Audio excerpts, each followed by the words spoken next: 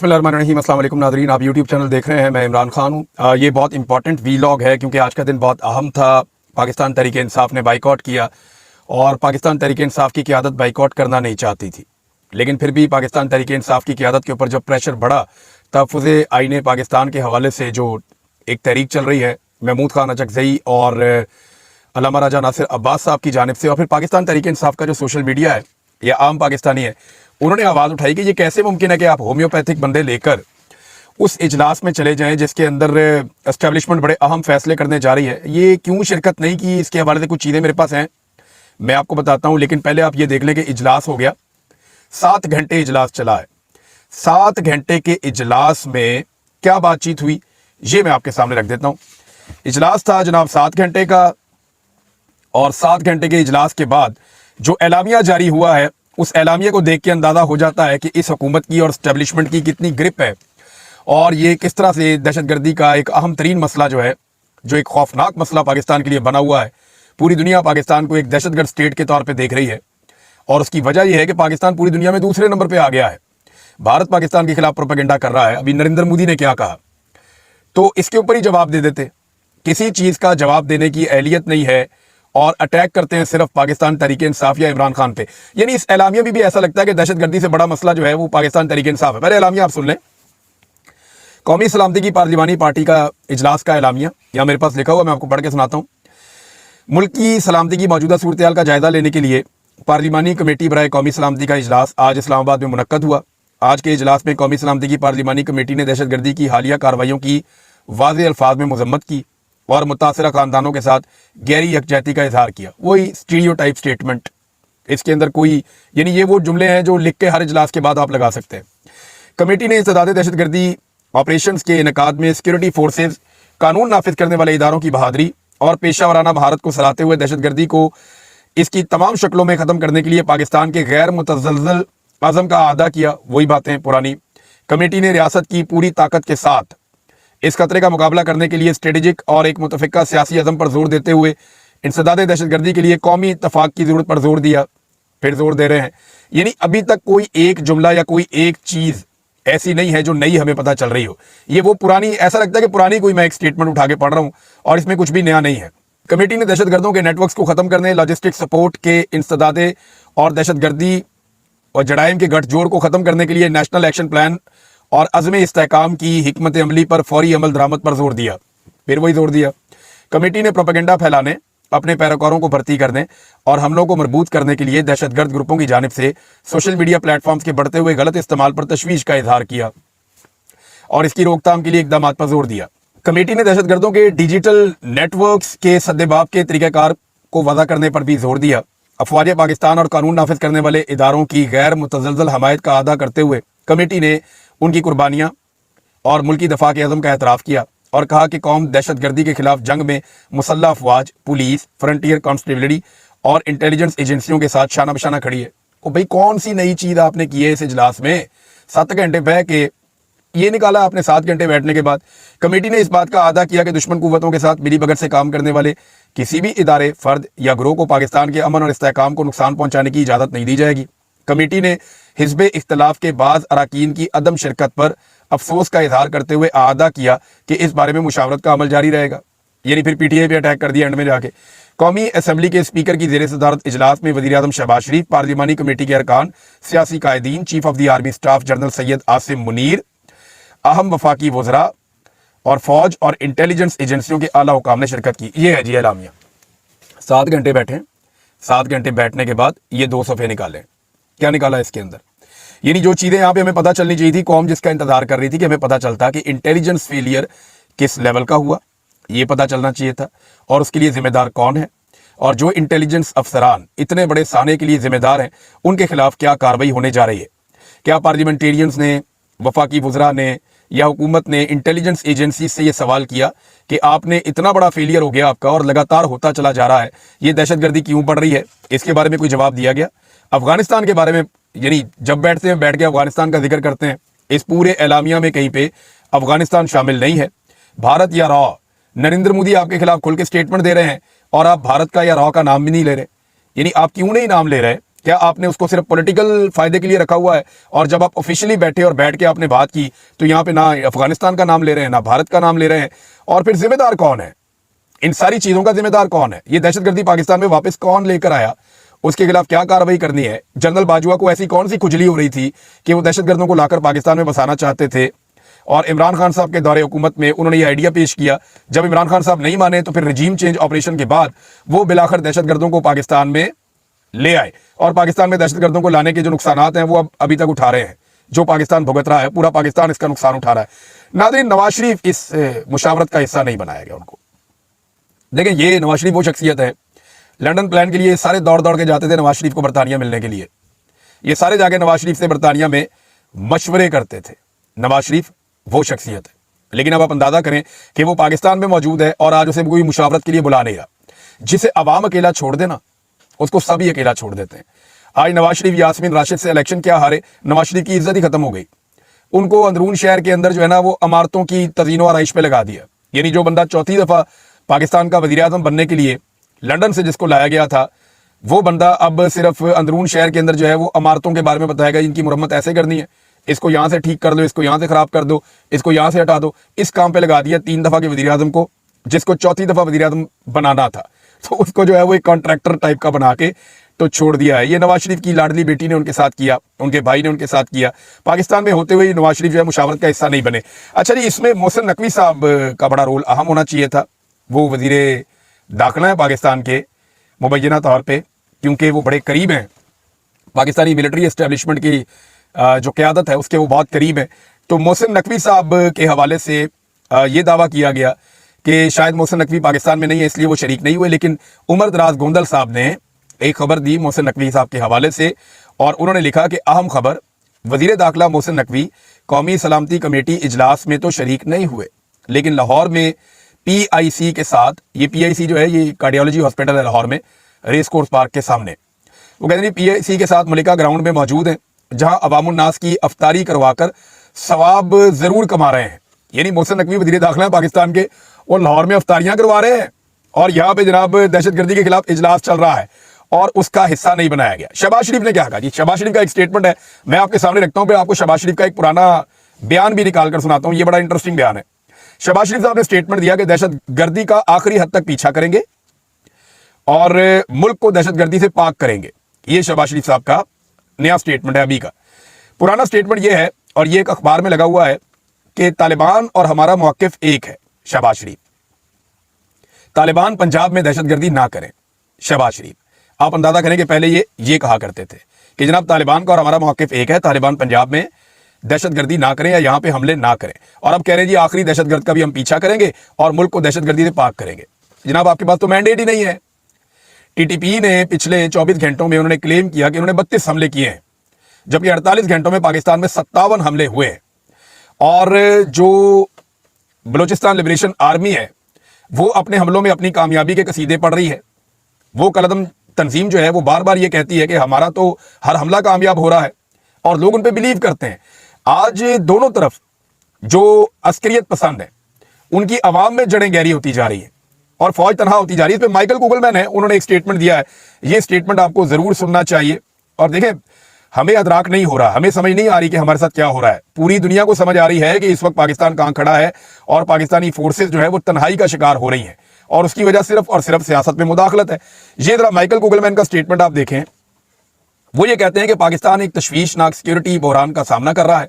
हालिया दिनों में BLA के हौसला अफजा हमले और TTP की बेरहम बहार, ये ऑफेंसिव के तहत दर्जनों हमले हो चुके हैं। रियासत मुखालिफ अनासर अपनी सलाहियतें बढ़ा रहे हैं और भर्तियां तेज कर रहे हैं और आपस में इत्तेहाद कायम कर रहे हैं, और एक कमजोर होती फौज के लिए ये एक बड़ा इम्तिहान है। ये जनाब माइकल कुगलमैन ने कहा। अब जनाब आप आ जाएं इमरान खान साहब की तरफ, जिनकी पार्टी बहुत उतावली हो रही थी और उन्होंने होम्योपैथिक किस्म के नाम दे दिए थे ज्यादातर, कि ये जाएंगे और जाकर वहां पे एस्टेब्लिशमेंट के सामने बैठेंगे, आर्मी चीफ और बाकी इंटेलिजेंस चीफ्स आए होंगे और उनके सामने जाके अच्छी अच्छी बातें करेंगे और उठ के आ जाएंगे, जनाब हमने शिरकत कर ली, हम बड़े मुहिब्बे वतन है। भाई, मुहिब्बे वतन होने का कोई सर्टिफिकेट आपको फौज ने तो नहीं देना या कोई एस्टेब्लिशमेंट ने तो नहीं देना। ये तो पाकिस्तान की कौम और तारीख फैसला करेगी कि कौन मुहिब्बे वतन था और कौन गद्दार था। आज याया खान का पूरा खानदान या उसका पूरा इदारा मिलकर भी जोर लगा ले तो याया खान को मुहिब्बे वतन साबित नहीं कर सकते, हालांकि वो पाकिस्तान की आर्मी का चीफ था। तो ये तो तारीख ने फैसला करना है ना कौन मुहिब्बे वतन था और कौन गद्दार था, किसने आइन के साथ और लोगों के साथ गद्दारी की है। अब इमरान खान साहब का अगर स्टेटमेंट है तो वो मैं आपके सामने रखता हूँ। एक तो उनकी बहन उन्हें मिलकर आई, फैसल फरीद साहब मिलकर आए, जो लोग मिलकर आए उन्होंने क्या कहा, इमरान खान साहब ने अंदर उन्हें क्या बताया, जरा ये आप सुन लें। नंबर एक तो अलीमा खान ने कहा कि इमरान खान ने कहा कि जनरल याया ने शेख मुजीब की बीवी को जेल में नहीं डाला, जनरल ज़िया ने भुट्टो को जेल में डाला लेकिन उनकी बीवी को जेल में नहीं डाला, जनरल मुशर्रफ ने नवाज शरीफ को जेल में डाला लेकिन उनकी बीवी को जेल में नहीं डाला, लेकिन बुशरा बीबी को जेल में डालकर मुझे कमजोर करने की कोशिश हो रही है। ये इमरान खान साहब ने अलीमा खान साहबा के जरिए, डिक्टेटर्स ने भी वो नहीं किया, याया ने भी वो नहीं किया, ज़िया-उल-हक ने वो नहीं किया, मुशर्रफ ने भी वो नहीं किया, जो काम जो है इस दौर में हो रहा है। फिर अलीमा खान ने बताया कि इमरान खान का अखबार 5 रोज से दोबारा बंद कर दिया गया, इमरान खान का टीवी भी एक मरतबा फिर से बंद कर दिया गया ताकि वो खबरें ही ना देखें, अखबार पढ़ ना सकें, टीवी देख ना सकें। तो इमरान खान को दुनिया से एक दफ़ा फिर काट दिया गया कि उन्हें पता ही ना हो कि जाफर एक्सप्रेस हमले के बाद कोई APC हो रही है या कोई मीटिंग हो रही है या कोई इजलास होने जा रहा है, किसी चीज़ के बारे में इमरान खान साहब को मालूम ही ना पड़े, लिहाजा उन्हें दुनिया से काट दिया गया। इमरान खान बेखबर थे, हमारे बताने पर इमरान खान ने कहा कि APC की वजह से ही मेरी हर चीज़ बंद कर दी गई है। ये जनाब, ताकि इमरान खान साहब के जो साथी हैं ना, ये करते क्यों है मैं आपको बताता हूँ। इमरान खान साहब का अखबार बंद कर देते हैं, इमरान खान साहब का टीवी बंद कर देते हैं, अब उन्हें कोई इंफॉर्मेशन नहीं मिल रही आज़ाद ज़राए से, अब वो बैठे हैं अपने सेल के अंदर। अब कंप्रोमाइज किस्म के लोगों को इमरान खान साहब से मुलाकात करने के लिए भिजवा देते हैं। वो लोग इमरान खान साहब को सिर्फ उतनी बात बताते हैं जितनी एस्टेब्लिशमेंट ज़रूरी समझती है। यानी मिसाल के तौर पे अगर इमरान खान साहब से एक फैसला लेना है तो उस फैसले की ग्राउंड बनाने के लिए उतनी ही हकीकत इमरान खान साहब के सामने रखी जाएगी जितनी ज़रूरी होगी। जो बाहर माहौल चल रहा है, जो बाहर आवाज़ें उठ रही हैं, जो बाहर एक चीज़ हो रही है, जो खुल के लोगों में ओपिनियन है, वो नहीं कभी बताई जाएगी। तो इमरान खान साहब की अपनी क़यादत के अंदर से कंप्रोमाइज लोगों को इजाज़त दी जाती है कि वो जाए और जाकर इमरान खान साहब से मिले और जितनी बात उन्हें कही जाती है उतनी बात करें ताकि इमरान खान साहब उसके मुताबिक फैसला करें। और जब कभी ऐसा करवाना हो तो अखबारात बंद कर दिए जाते हैं, क्योंकि अखबारात में कहीं ना कहीं सिंगल कॉलम में या किसी खबर के अंदर किसी एक जुमले में ऐसी कोई एक चीज़ सामने आ जाती है जिससे इमरान खान के लेवल का लीडर ये समझ जाता है कि बाहर पब्लिक पल्स क्या है। यानी ज़रूरी नहीं है कि अखबार के अंदर सारा कुछ ही लिखा हो। जो अखबार पढ़ने वाला है ना, जिसकी कॉमन सेंस है, उसको आइडिया हो जाता है कि बाहर क्या चल रहा है, उसे समझ आ जाती है। खबर को पढ़ने के बाद उसके अंदाजा हो जाता है। यानी लोग डिफेंसिव पे चले जाते हैं ना, या अटैक करना शुरू हो जाते हैं, तो उसमें इमरान खान साहब को आइडिया हो जाता है कि बाहर एक्चुअली पब्लिक का रिएक्शन क्या है और लोग किस तरफ को जा रहे हैं। अब नाज़रीन, ये अलीमा खान साहब ने बताया कि इमरान खान साहब की इंफॉर्मेशन इसलिए बंद की गई थी ताकि उन्हें अपने मौके पर लाया जा सके। फिर उन्होंने कहा, मैंने इमरान खान को बताया कि आपके केसेस नहीं सुने जा रहे, ताख़ीर की जा रही है। ये सुनने के बाद भी उन्होंने वादे तौर पर कहा कि जो मर्जी कर लें, मैं अपने मुल्क की यूनिटी और आज़ादी के लिए खड़ा हूँ, मैं जुल्म के खिलाफ और रूल ऑफ लॉ के लिए खड़ा हूँ, इन चीज़ों की खातिर हर किस्म का जुल्म बर्दाश्त कर लूंगा और मैं ये कर सकता हूँ, ये इमरान खान साहब ने कहा। फैसल फरीद साहब, फैसल हुसैन साहब जो हैं, वो मिले इमरान खान साहब के लॉयर। उन्होंने कहा कि अल्हम्दुलिल्लाह इमरान खान साहब से मुलाकात हुई, उन्होंने नेशनल सिक्योरिटी कमेटी के बाइकॉट को सही फैसला करार दिया। उन्होंने कहा कि फेडरेशन की सबसे बड़ी पार्टी के लीडर को बाहर रखकर ये कौन सा इत्तफाक राय हासिल करना चाहते हैं। उन्होंने बेबाकी से अर्दली हुकूमत के सामने झुकने से इनकार करते हुए कहा कि अगर उन्हें सारी उम्र भी जेल में रहना पड़ा, वो इस जबर और फस्तायत के सामने कभी नहीं झुकेंगे। उनका कहना था कि मुल्क को सियासी जमातें ही मुत्तहिद रख सकती हैं। 71 में भी सियासी जमातों को मौका मिलता तो मुल्क 2 टुकड़े ना होता। उन्होंने बलूचिस्तान के मसाइल के हल पे अपने मौक़िफ़ का आदा करते हुए कहा कि जब तक लोगों की नुमाइंदा हुकूमत नहीं आएगी, मसाइल हल नहीं होंगे। इमरान खान साहब ने मौजूदा हुकूमत की पॉलिसियों को मुल्क के लिए जहर कातिल करार दिया और कहा कि दहशतगर्दी का मसला सिर्फ फौजी हिकमत अमली से तय नहीं होगा, बल्कि इस अफरियत का सियासी हल ही देर पा साबित होगा। ये जनाब इमरान खान साहब ने कहा। फैसल फरीद साहब ने आके रिपोर्ट किया। आलिया हमजा साहिबा ने बताया कि इमरान खान साहब का पैगाम, मैं अपने मुल्क के इत्तेहाद और आज़ादी के लिए खड़ा हूँ, मैं जुल्म के खिलाफ खड़ा हूँ और मैं आइन की बालादस्ती के लिए खड़ा हूँ। इन चीज़ों के लिए अगर ये मुझे जेल में रखते हैं तो मैं इनका हर जुल्म बर्दाश्त कर लूँगा और मैं ये कर सकता हूँ। ये भी इमरान खान साहब ने कहा। फिर उसके बाद जो है वो सलमान अकरम राजा साहब ने बाहर आके बताया कि इमरान खान ने कहा है कि मैं कभी इस फसायत के सामने हथियार नहीं डालूंगा, मैं खड़ा रहूंगा, मैं कभी भी फॉर्म 47 की हुकूमत को तस्लीम नहीं करूंगा, चाहे मुझे कितना अरसा ही जेल में ना रहना पड़े। देखिए, पाकिस्तान तहरीक इंसाफ की क़यादत ने कमजोरी तो दिखाई है। वो हुकूमत जो जाली फॉर्म 47 के ऊपर आई, जिनके पास मैंडेट ही नहीं है, वो उनके साथ बैठ बैठ के बातें करते हैं उनके साथ जपियां पपियां करते हैं, उनके साथ जाके बंद कमरों में मीटिंग्स करते हैं, और अभी भी मरे जा रहे थे कि हम होम्योपैथिक की आदत को लेकर चले जाएं। देखिए, लेकर ही जाना था अगर इजलास के अंदर तो सादुल्ला बलोच को भेजे ना।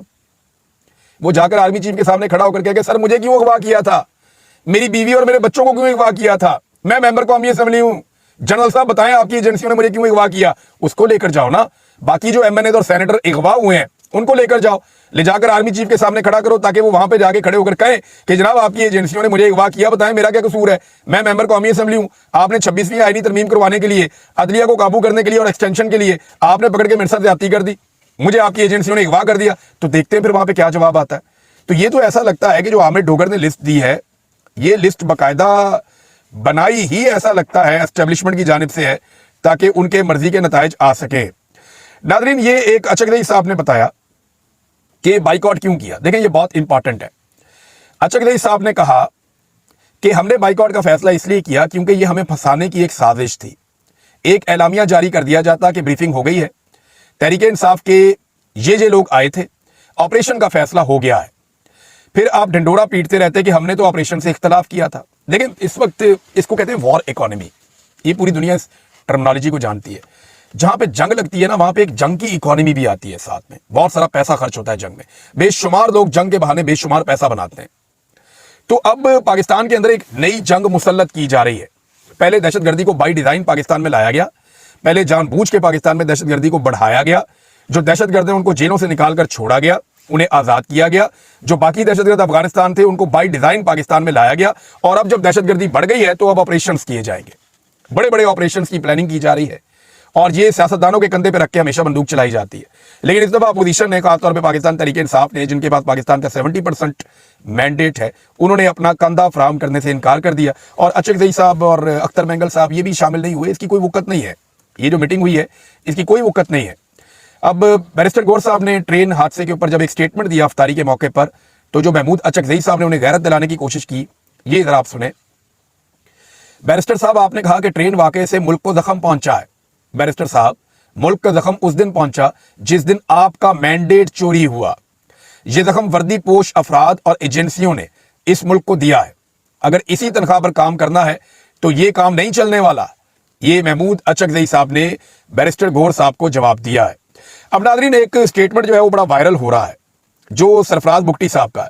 माजी में ये भी इनकलाबी हुआ करते थे, अब ये वजीर आला बलूचिस्तान बना दिए गए एस्टेब्लिशमेंट की मेहरबानी से, और जरदारी साहब की गोद में जाकर ये बैठ गए। माजी में ये कहते थे अगर बंदूक ना उठाएं लोग तो और क्या करें।